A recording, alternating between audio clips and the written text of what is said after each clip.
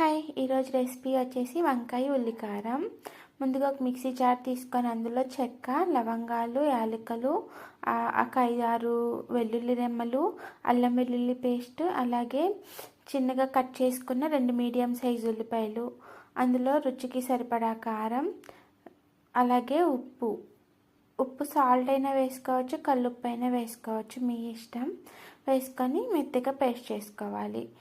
ఇప్పుడు ఒక బౌల్ తీసుకొని అందులో వాటర్ పోసుకొని సాల్ట్ వేసుకోవాలి. వంకాయల్ని నేను చూపించినట్లుగా ఘాట్లు పెట్టుకోవాలి.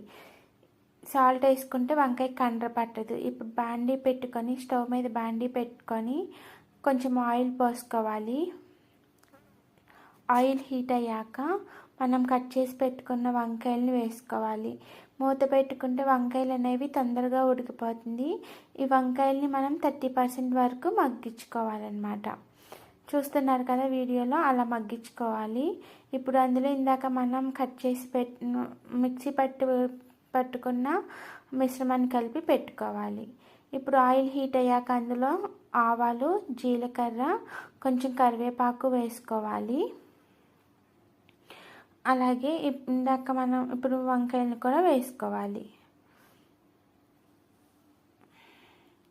వంకాయల్లో పెట్టంగా మిగిలిన ఉల్లి కారాన్ని కూడా వేసుకొని మనం ఫ్రై చేసుకోవాలి.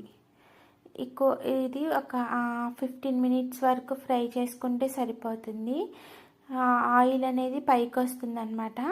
అప్పుడు మనం స్టవ్ ఆఫ్ చేసేసుకోవడమే. అంతేనండి, ఎంతో సింపుల్గా అయితే వంకాయ ఉల్లికారం చేసేసుకోవచ్చు.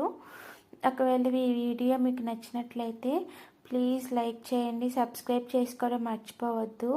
అలాగే రెసిపీ ఎలా ఉందో కామెంట్ చేయండి. బాయ్.